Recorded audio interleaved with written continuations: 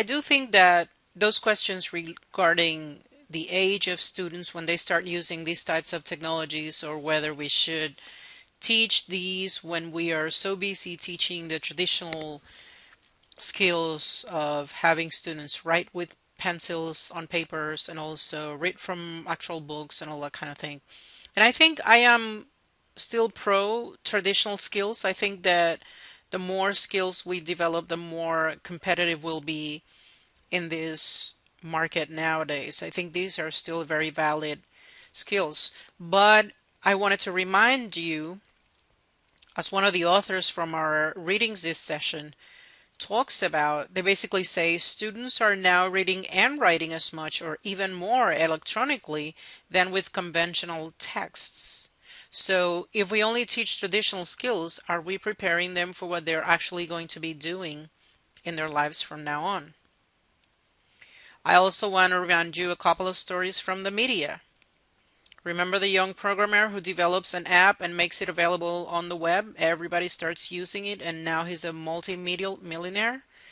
Well, in the past, we used to have to go through so many hoops, and if we had just graduated from college, nobody wanted us to give us a job. And nowadays, all you have to do is put your talent out there, and if you get a million hits, you're basically heard by somebody important. You're basically paid attention to. Remember the other story from the mother who posted a video of her child and gets invited to the TV show? The host gives her $10,000, gives the kids a bunch of cupcakes. But the idea here is that by being content creators, we are being able to get things for ourselves. We are able to improve ourselves. We're able to not only be heard, but also be paid attention to and be helped. So, one of the tools that I can recommend, since you have questions about, how to get started, how to do this, you have concerns because the kids are so young. Well, Evernote is a tool that can probably help you get started with allowing your students to author content. Evernote is a simple tool that allows you to record just that, notes, and it is available on the iPad. In Evernote, you would basically create different types of notes.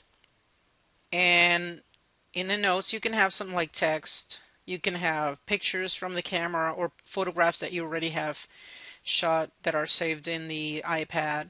You can also have reminders and lists, but that is probably something a little bit more complicated for your kids. Now, once you create a note, it's basically just that. It is text.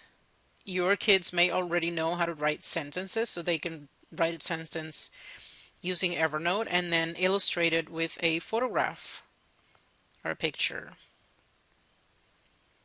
But for those who still cannot write or type, there's also the voice memo option. So they can annotate their pictures with their own voices. And they can create small projects that consist of maybe, these are the members of my family, or these are the community helpers, or whichever other type of simple projects you ask your students to do, which they could now use authoring technologies for in order to create work that can be shared with others in order to train them in the use of authoring technologies while they're still learning the knowledge and skills and dispositions of the grade level according to the curriculum, according to the standards. So those notes can be organized into notebooks, and think about each note as a page in that particular notebook. They can be rearranged as well. And so those notebooks basically contain all the notes that the students created, and then you can share them.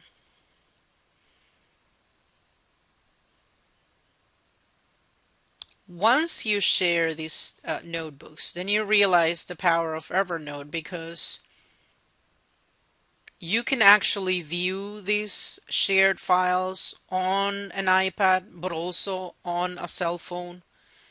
These devices can be either iPhone, iOS devices or Androids, because Evernote is an app that is available for both platforms.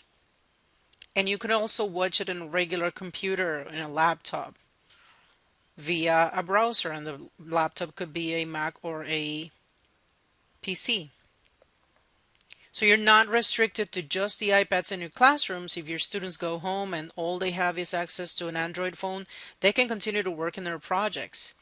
If they don't have a laptop, there's no need to wait for them to come back to school.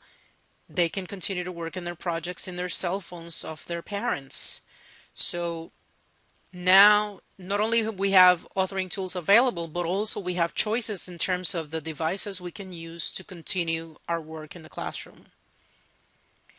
So once you share that, you get a browser version of it, and this really looks like a website. So they have basically created a website without any knowledge of how to create a website.